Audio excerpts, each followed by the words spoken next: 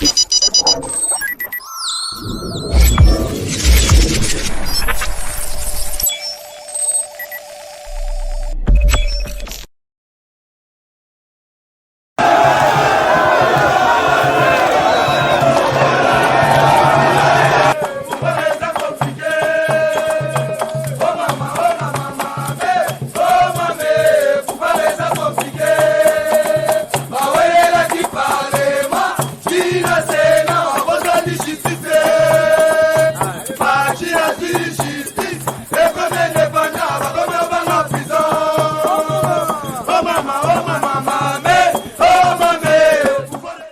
président Fumu Sabata na yambela kibino ye po ayeba bongo kaka kolobela bino to pe kotali samaima kolika na mboka na biso. Fumu Sabata nous entendons donc toko qui na ko citer chana suka émission na biso.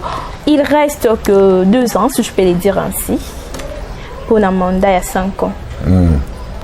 Il reste 2 ans. Et quel est votre unité Moïse Nozangalbi Toti qui le président Azala Lessel Oyo à côté les mains devant peuple Toboyi Alobaki non Tozaki accompagné na les changements Tozaki accompagné na Jean-Pierre non les sons bati kabiso moko na peuple to banda recensement c'est tout baboyi ndeka kino ekoma kino tant Tozaki na FCC yango les blocages et tout comme ça c'est balingi te bakende mena ebiki ba congolais bazo comprendre politique à présent bakozana union sacrée et l'union sacrée ezali représentée en tant qu'autorité morale il y a Mboka qui est notre président de la République, un représentant officiel, Jean-Marc Kabunda Kabundi. Donc, ils ont discuté, au Monique, à Okoka, pour vivre dans l'ordre Bissotoluka Tochate à le peuple d'abord, à la Bisson en 2023, et tout ça, le recensement des Toye, Bissé Maramou Nikoyasi. Voilà, nous sommes arrivés à la fin de l'émission d'aujourd'hui, Fumu Sabata,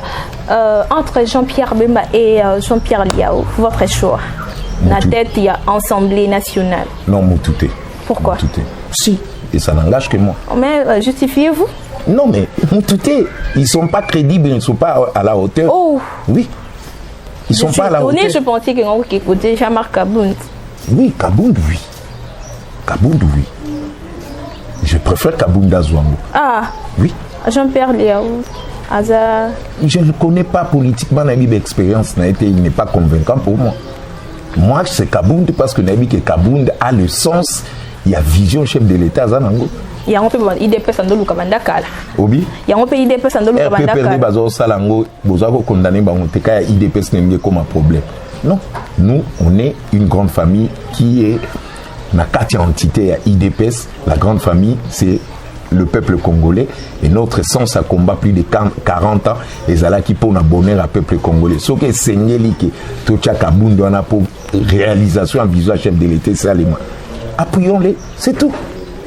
Moi, je préfère Kabound. Il dépêche ma vie, ça dit Bagoma. On peut la côté poste. Ouana Koutuboko aussi. Donc ça veut dire, vous avez toujours amnésique, il dépêche na, surtout là, gourmand, mais aussi même Indou qui aussi na tokota to salana kabi. Ça c'est très mal nous connaître. Nous c'était pas le pouvoir, nous c'était les changements, mais le Kolanzamba sali qui est toujours responsabilité et nous allons assumer ça. Team Jésus à Koya.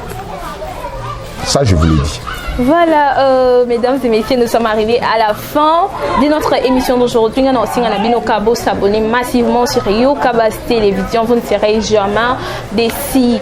Commenter, surtout commenter parce qu'il va commenter dans bino yango tozala nango penza nango besoin pour na ko se perfectionner na musala au sanangage ezo ko empêcher te o komela biso to pe inviter to ko ya mbala balasima to pe ko pe sa biso point de vue na yo par rapport à émission et ezo ko empêcher te abo komela biso na numéro ça juste au bas de vos écrans au ko biso moko en direct. Fumu Sabata, mot de la fin. L'amour du Congo, l'amour des Congolais. Je vous aime beaucoup. Nazo senga na bande kuna biso ba Congolo mingi baza libanda.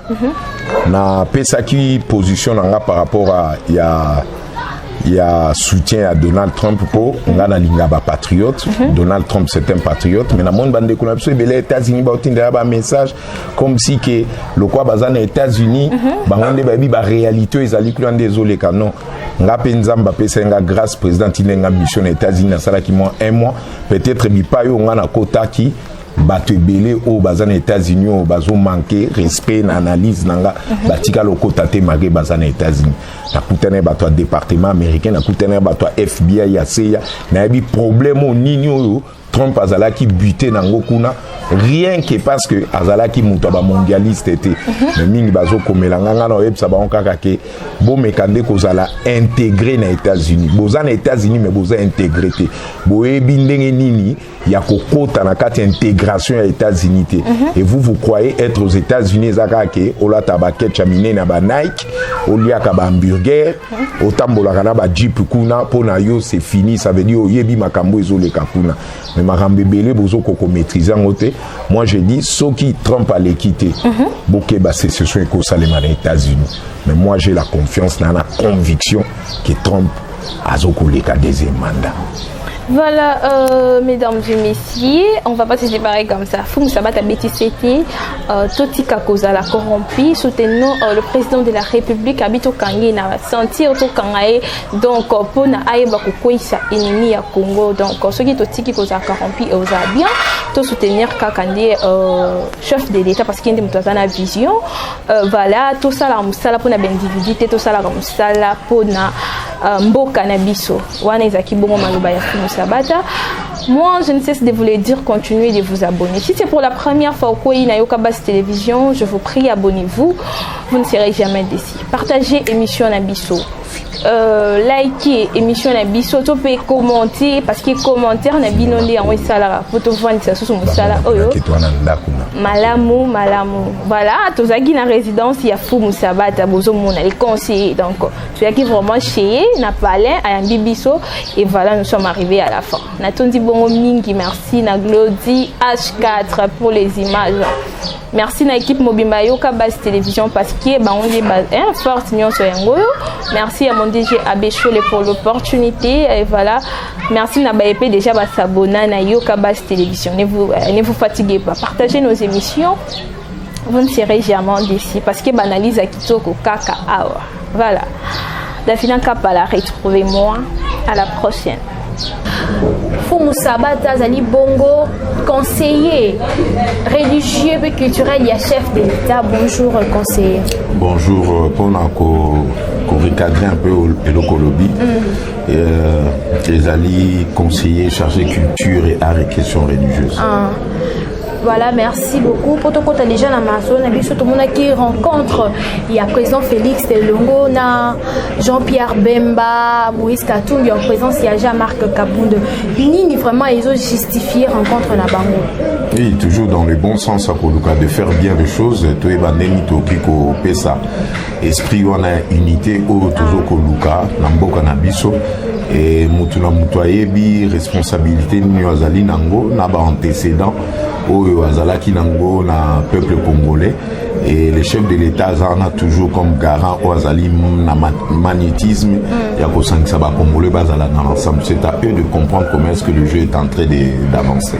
Voilà, c'est selon les informations Jean-Pierre Bemba bazo réclamé le que posé vraiment problème ils allaient mamba poste vraiment Jean-Pierre Bemba bazo réclamé ministère à finance bazo réclamé banque wana kimoyibi ezali compte à rebours au président Pesa Kibango soki va comprendre peut-être qu'il y a une dissolution et tout bandela 3-0 pour s'organiser dans le peuple na biso. Ça c'est du vol. Pourquoi ba exigence wana tout na bango c'est pas moi tout na bango c'est pas à moi de le dire. Cherche Jean-Pierre Bemba Lukabato Emetso tout na bango.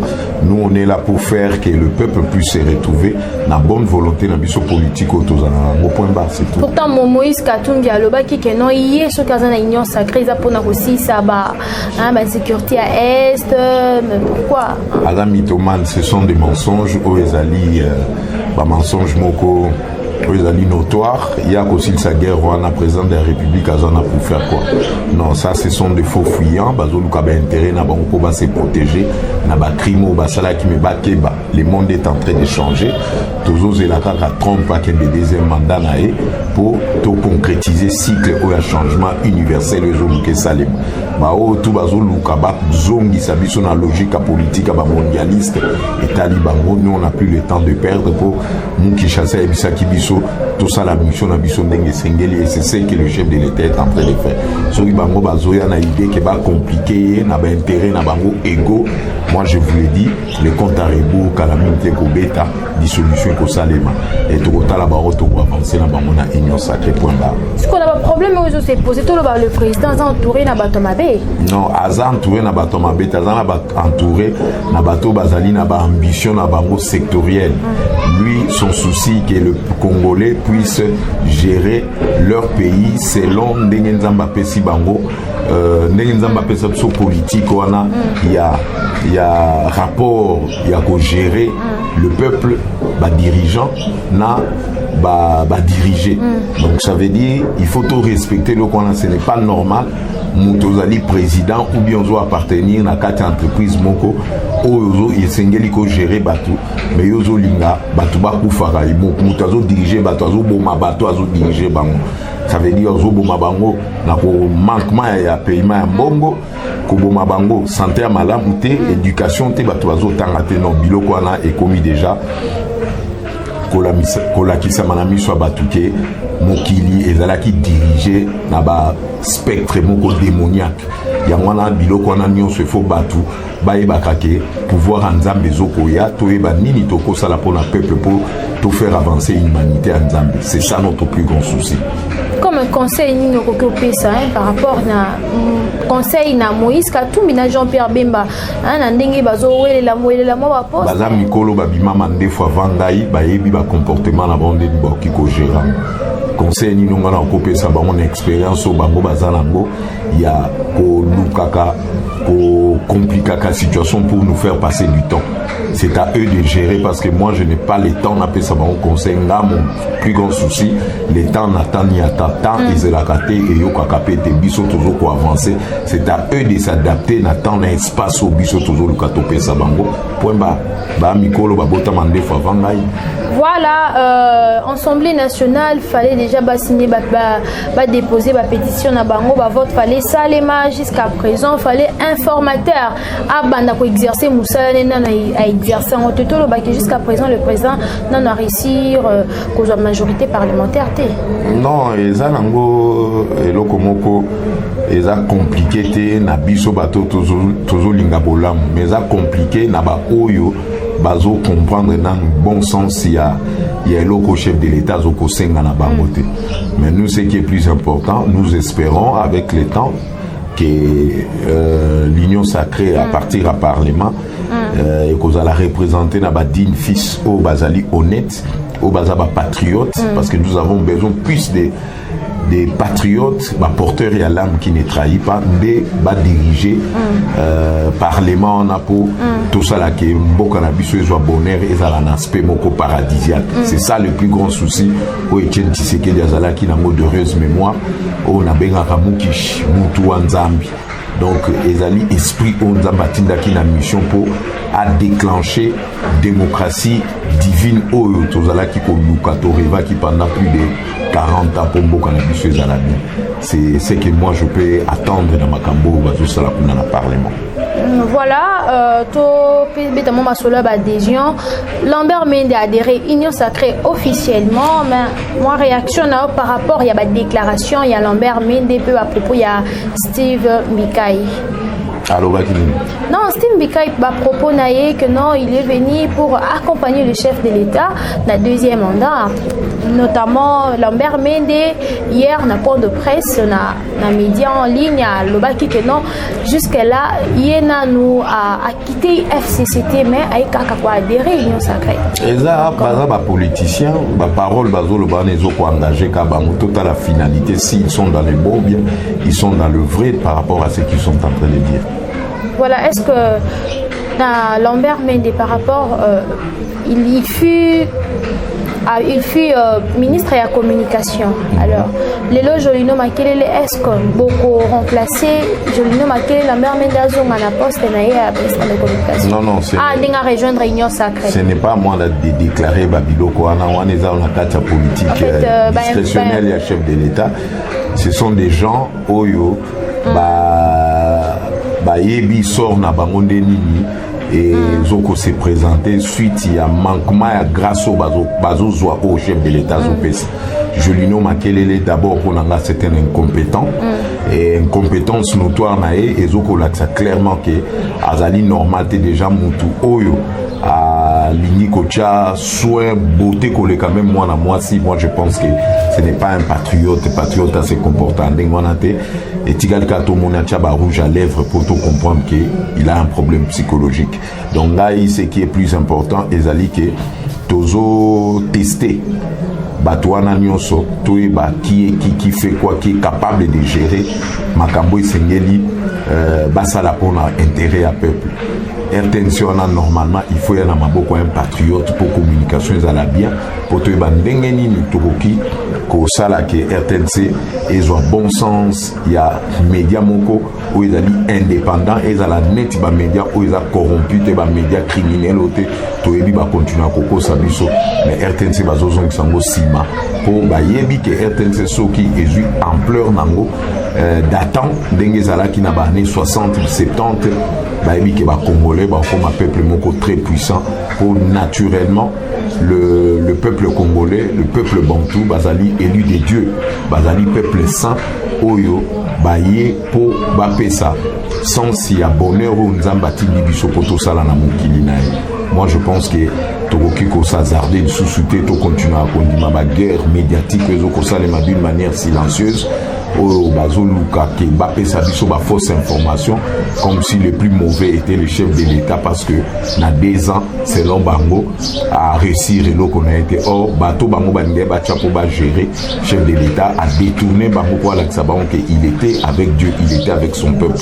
C'est ça au elo kunga na kikolo na makambo na tout. Parce que Lambert Menda Koko ça na compétence ya ozong ali sous na poste na ye. La compétence dépend aussi des les effets qui sont sur place, qui sont réels par rapport à la mission patriotique aux Anango. Avoir un verbe oratoire ou bien parler momoko codifié n'a pas d'importance dans le moment où le Congo a changé. Code, il y a langage, code linguistique, politique, il y a Zalakanango, même abino na français, moko verbe oratoire il est compétent. Il a été compétent pour tromper les gens, pour appeler sa valeur au Ezalaki sans Ezaki n'a sens au Kabila Zalaki Nango pour Kabila personnellement Azaki n'a brutisme politique congénital au Bisono Sotoyebi Kazaki incapable à s'exprimer.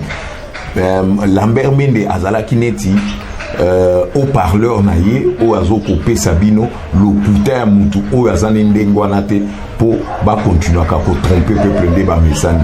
Et moi je pense que wana des sens sa compétence ezali et loko oyo mutu aroki pour mettre en pratique selon substance intellectuelle naïe au azanango par rapport il y a bon vouloir na bonne volonté au azanango na intégrité naïe pour makambo ezwa marche ezwa sens etambola na sens esengeli pour batutu ba profiter nango. Moi je pense que compétence na ko définir nango ndengwala na façon na ngane na mona kamakambo.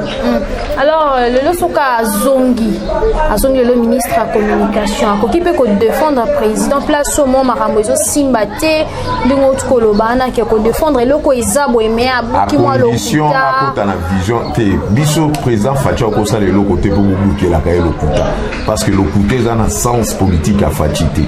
Donc moi je pense que kozonga na ewana azali indispensable et ka ke yende fois ala na RTNC la communication il peut faire d'autres choses.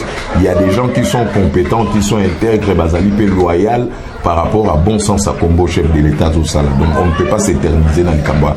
Lambert Mendouala, moi c'est pas à mon niveau mon débat où on s'éterniser dans. Voilà, toujours à moi mouké na mametali Jean-Pierre Bemba na Moïse Katumbi. Alors pourquoi bazoko kako jusqu'à là nous bazoko kako trouver accord ya malamuté pour que Makambo ait fonctionné malam. Mais il faut leur demander, c'est leur ego maléfique, c'est tout. C'est dans leur ego maléfique. Nous on a montré que non to sanksi batuboya.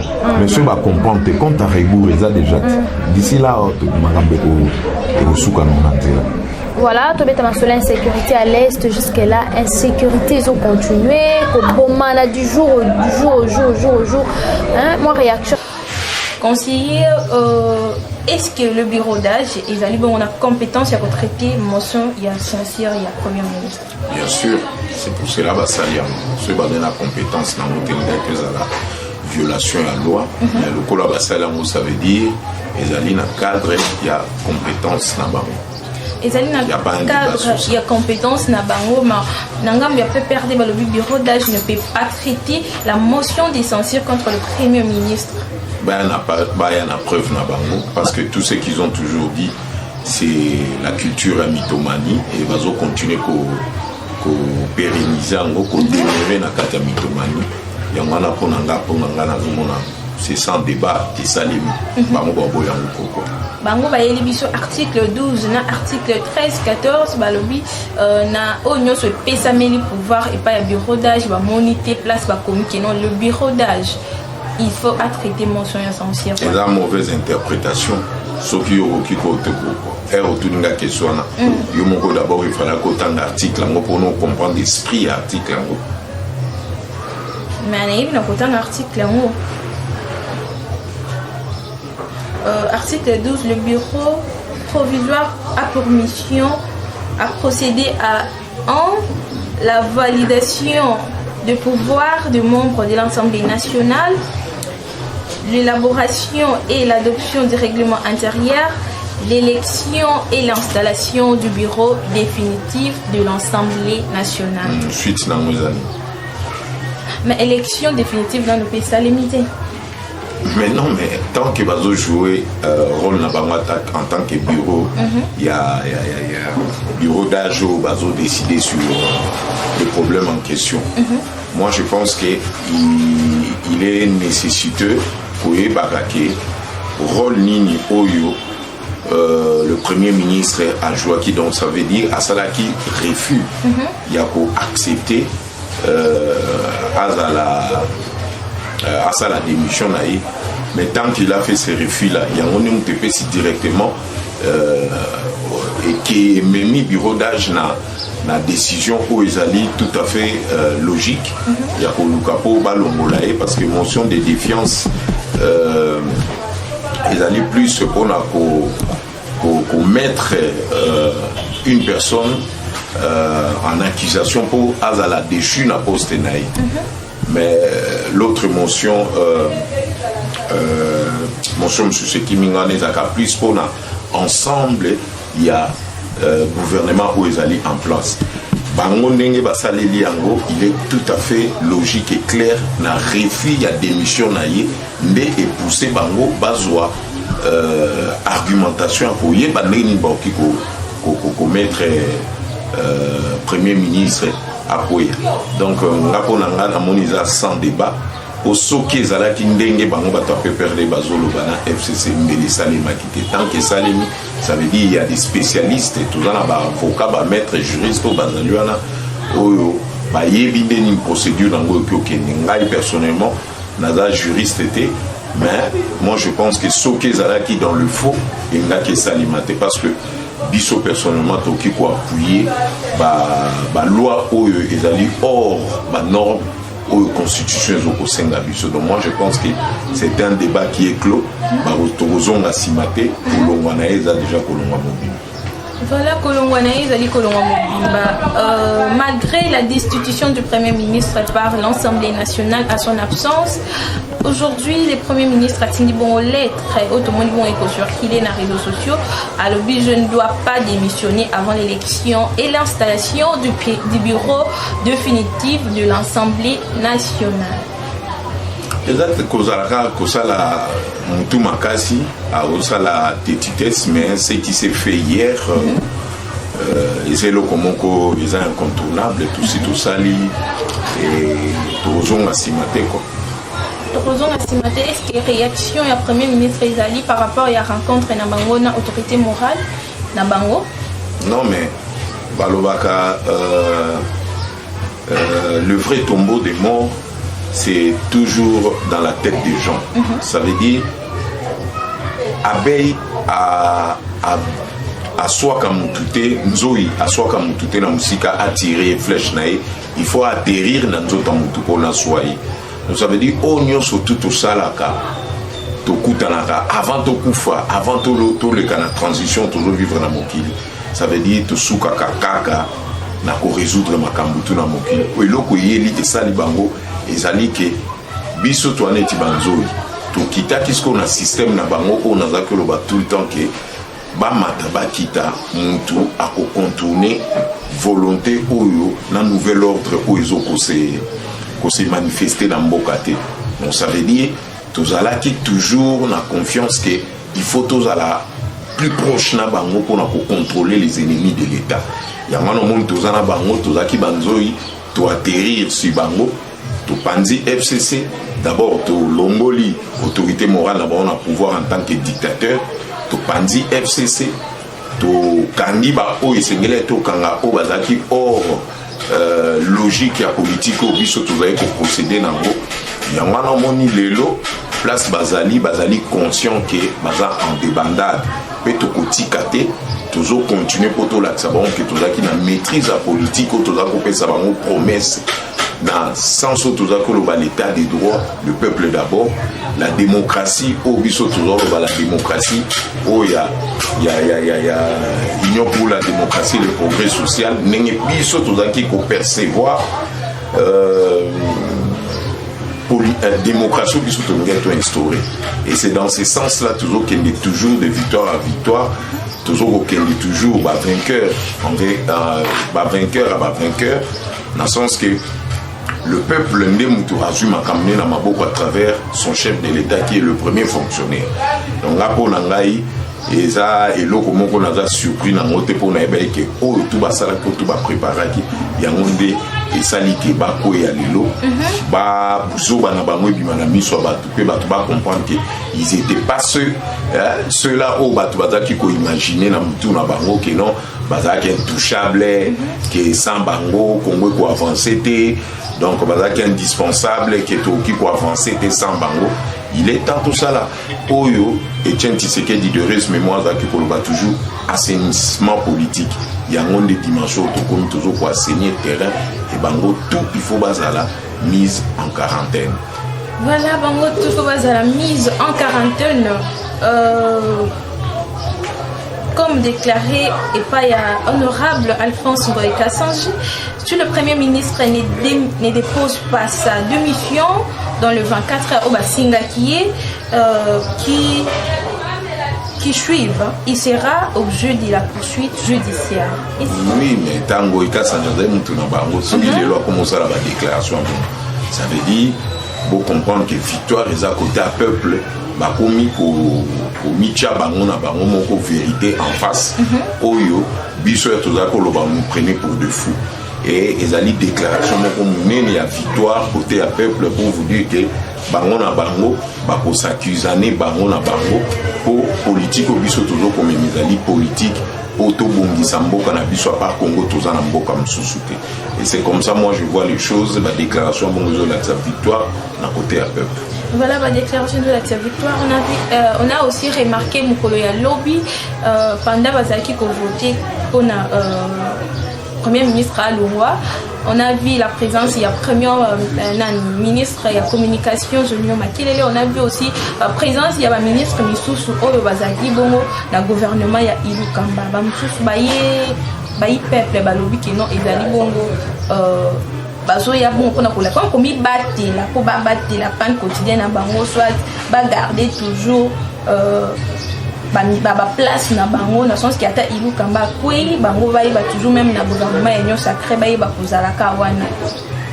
Non mais motion de à déchéance soit les autres concernés bango surtout dans l'ensemble c'est tout à fait normal ba se présenter wana mais moi je n'ai pas fait allusion à bango moi la personne qui m'a toujours attiré sur la côté dans la Katia Makambongo, c'est le président Aïe Jean-Marc Aboun, l'honorable Jean-Marc Aboun, au Kitanaya Kitaki Kuna, donc ça veut dire solution, il faut y monana. Pour y incarner l'esprit politique Etienne Tshisekedi, pour Premier ministre, soit qui nommé au Toyebi, n'importe quoi, on a vu l'opinion ce qui t'a réalisé Tshisekedi, c'était où au Parlement. Et il est clair que Tshisekedi est revenu en tant que juvénile politique mais assidu, aguerri, Ndomoni Jean-Marc Abounda qui tu as appelé ma solution monnaie. Donc, pour Nanga, mais on attend toujours la démission à 24 heures. A démissionné, mandat d'arrêt Mukama te bakokangaye point barre. Voilà, bakokangaye. Profil nini pona yo topé esengeli premier ministre topé mukambi ya gouvernement o ekoya esengeli azala nango po toye ba lisusu te na koya na ba échec oyo to koya na mona premier ministre yi mukamba. Azala porteur de l'amour point barre. Porteur de l'amour.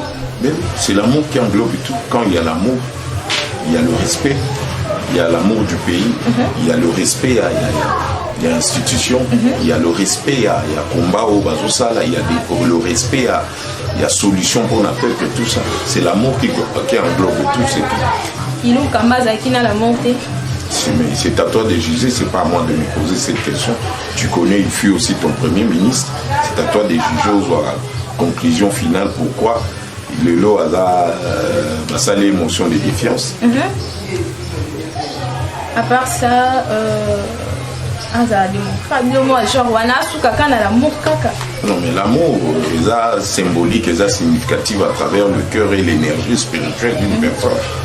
Et le but est que ça aux des fois le quoi Kabila aux na misu avec des petits poches na ça misu, ça veut dire ceux qui va ébicher cause à la président de la République.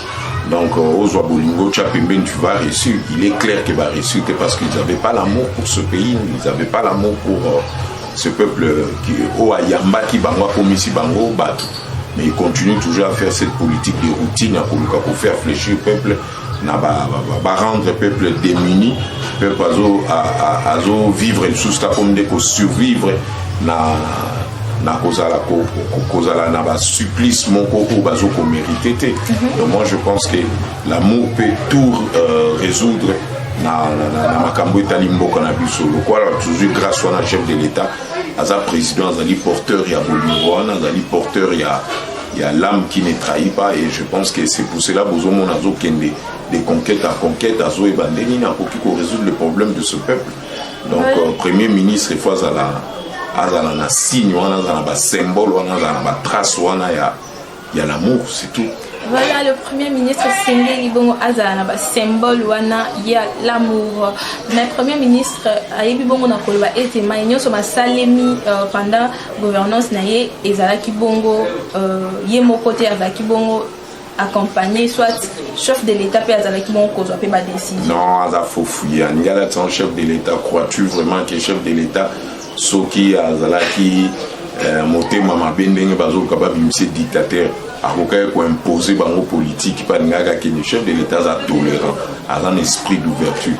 Il y a des problèmes na yazo ebisa bino vérité te ke azalaki kozwa ba injonction autorité morale na point bas. Mais autorité morale na ye wana mutu amemaki bongo kombo na ye lokola candidat bien azala premier ministre et pas le président de la République. Non mais kasazo pese ba injonction za ki système a komuka ko bloquer gouvernement avancer et ba comprendre que il y a qu'un seul président, il y a qu'un seul patron qui gère le pays, c'est son excellence Félix Tshisekedi. Yo azali mona mukishi obiso tout ozali ba spectre ya combat politique, ya patriotisme toujours koluka yenda lo ba vérité que mutendu yena erreur eza yeme na bango ezali autorité morale na bango et va se préparer déjà que tikali siko yé autorité morale to kangaé aux yeux au-dessus de tout le monde pour arrestation à la spectaculaire de Nizaki promesse au Nanazaki pour ça.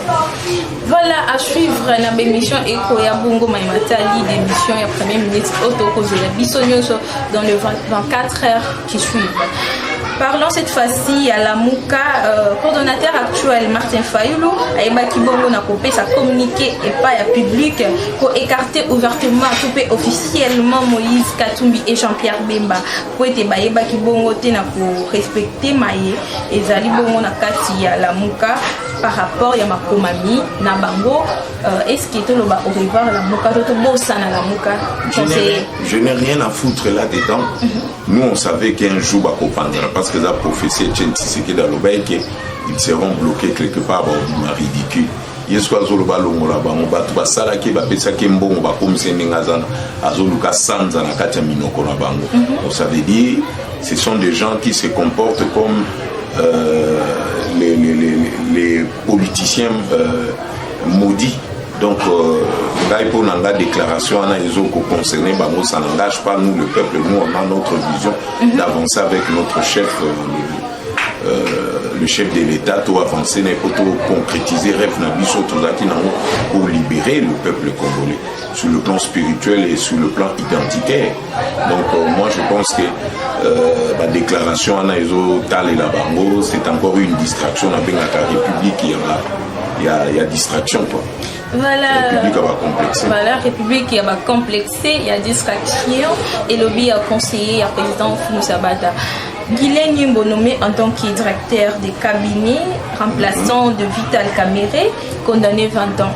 Ouais, Zali Bongo Kino Lelo na kati ya prison, mais Bayimbo Kabakomituna.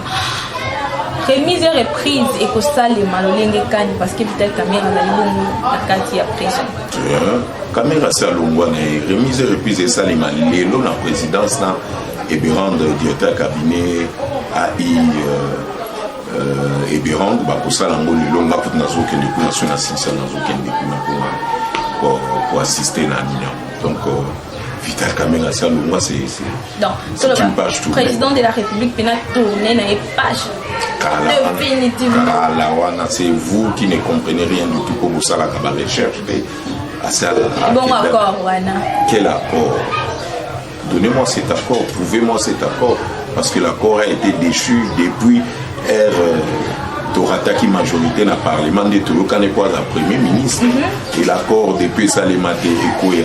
Pourquoi vous voulez insister à quelque chose où ils ont sous la substance et ils ont contenu mon côté où ils ont contenu mon côté ils ont effet à pouvoir? Non, ce qui est clair ils ont dit que nous ne sommes plus dans ce genre de bêtises et ce genre de mythomanie sans avenir, quoi. Donc ce qui est plus clair, nous on continue, on avance Niembo à comité d'État cabinet la biso et j'espère que ça sera profitable pour le peuple congolais, tout profiter tout ça et la présence comme ça là bien pour Baloba toujours.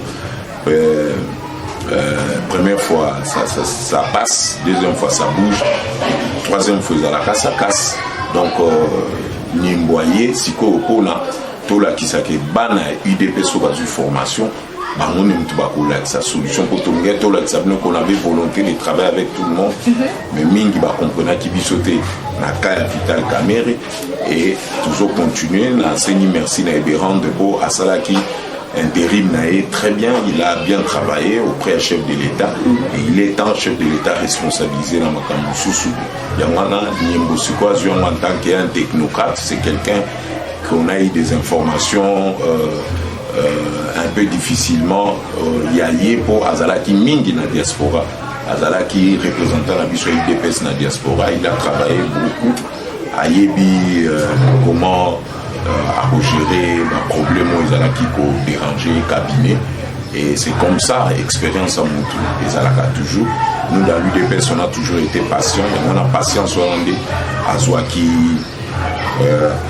et Fouti Kelelo a dirigé le cabinet chef de l'État et nous, c'est un plaisir pour faire partie de ces enfants de l'UDPS, c'est pour l'engager. Je sais que Makambo est suivi et Tambola bien à rail, quoi. C'est dans ce sens. Alors, entendons pour voir Makambo Tambola bien, directeur national des SOCOP et inspecteur général aux arrêts, Balobaki Bomba qui a détourné l'argent destiné à la gratuité et enseignement, Willy Bakonga résident surveillé. Qu'est-ce qui se passe? C'est parce que ce sont des voleurs. C'est pas question pour tout le monde. Qu'est-ce qui se passe? Ce sont des voleurs. À l'époque de Kabila, on mettrait en quarantaine ou bien quand la en prison. Donc quand le responsable, au Azali représentant le chef de l'État, à mettre IGF qui d'une manière aussi à préparer tout sur le plan psychologique qui va s'attendre IGF à préparer qui commission il y a bonne gouvernance il y a anticorruption et biso pe na États-Unis to kenda qui pour nango avec le département américain pour la malameta anticorruption na bonne gouvernance et bato bazomona on est c'est qui lelo comprendre que le chef de l'État préparait déjà les élites politiques au Bazalaki. L'expérience na ba bayaki sika, ça veut dire bazala na esprit psychologie comment gérer un état, comment gérer la cité. Et eux ils n'ont pas compris ça. Il y a un monde bazo qui est des plusieurs questions qu'est-ce qui se passe. Qu'est-ce qui se passe? Je te répondre d'une manière très laconique. Ce sont des voleurs. Ce sont des voleurs. Pépère. Bon, ça toujours n'a perte. Je te dis. Je ne suis pas. RPPRD Boumaki m'a pas sami ballon na bandou. Bolobaka. RPPRD et Kundi. RPPRD et Kundi. Plus de 20 millions de Congolais na Est à Congo. Bolobelango. Bolobelango. Makambo kamwina sapu bolobelango. Yo ye oloba makambo kamwina sapu be ba journaliste oyebi. Donc ça veut dire que vous avez une perte de direction à l'information. En tout cas, nous, quand ça ne va pas, Tolobaka. Quand ça va, Tolobaka. Pour vous dire que l'IDPS et ça, les lots comme BTT, ça n'a pouvoir. Jamais. Jamais. Donc, au PPR d'Assala, c'est plus pire fois sans Koleko, IDPS, PPR de n'a pouvoir, n'a de toucher l'Ibanda, au Sarama, Békoleka. Si vous avez parce qu'ils appartiennent au pouvoir, il faut Tolobaka. Mais quand ça ne va pas, perte à direction. Non. Ça ne va pas balobater. Perte à direction. Batuboni à la chaîne, baba journaliste, yoso fanda, au dénoncer le quoi Bibi Kaping. Bibi Kaping. Quand ça ne va pas, Tolobaka. Bibi Kaping. Yoso dénonce Bibi Kaping à Zamouta peut perdre. Afinga chef de l'État, na makambo ils a clarté. Yo côté de Mabolo de la Bibi Kaping. Pourquoi pas? Ça veut dire perte à référence, perte à direction. En tout cas, la prochaine émission, on n'a rien à preuve. Le problème est Ali, maman, koto na kuto kokati. On a pas preuve. Et puis la narapéché na biso pour nous na landa kabino nyonso. Soki to kati émission aussi ko na obimso ordinateur na ngai na fungolelo na la kisa on des différences à journaliste on a nazo lingake balande la makambo ya Congo. Le Congo attend pas babiloko bino ko salaka. Olobi ko journaliste mais ozotambula sous tutelle ya mutu moko bo afanda na Lubumbashi ou afanda na Poto apeso mbongo abi finga kabundo ana fin. En tout cas, nous n'a jamais fait ça, mesdames et messieurs, nous sommes arrivés à la fin. Nous sommes là que pour dénoncer les manques. Quand ça ne va pas, on en parle. Quand ça va, tout le monde que non, ça va. Comme ça va, nous sommes arrivés à la fin. Balancer au Kabas télévision, va retenir dans passage, na mkola lelo, na émission en tout cas. Babanga FCC n'a pas perdu. C'est ce que vous pouvez retenir. Je ne suis pas d'accord. C'est pas un problème. En tout cas, depuis qu'on a commenté l'émission, moi je ne suis pas d'accord. Parce que quand ça ne va pas, ils en ont parti au pouvoir, ils ont perdre Miso Tolobaka. Mesdames et messieurs, merci parce que vous vous abonnez, merci parce que vous commentez nos émissions, continuez de commenter parce que par commentaire, on a bino yango plus besoin. Merci à Jacqueline Lungu, la grande dame, pour les soutiens. Merci aussi à la présidente Chikito Mouchachino pour le partage. La Bossanité, Papa Roi Mabi de loin, soutenir Rabiso. Idriss Badi, aussi depuis Tunisie. La Bossanité, je vous aime beaucoup. Continuez et partagez nos émissions. C'est une façon pour vous de nous soutenir. Davina Kabedi, retrouvez-moi à la prochaine.